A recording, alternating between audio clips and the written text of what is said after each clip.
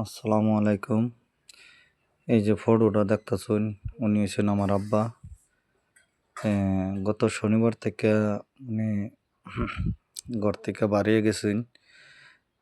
জায়গা হয়েছে রায়কাটা চন্দনপুর, আর বাড়িয়ে গেছে এদিকে জাডিউডার দিকে বলে গেছেন।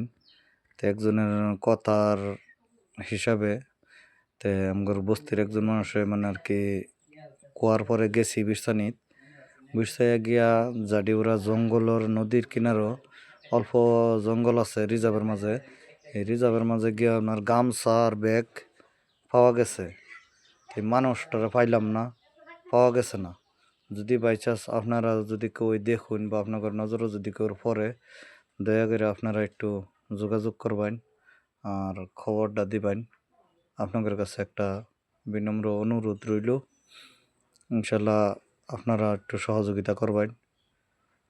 তে বহুত একটা মানে মানে উনি হয়েছেন নিজে মানসিক রোগী, দিমাগি হালত ঠিক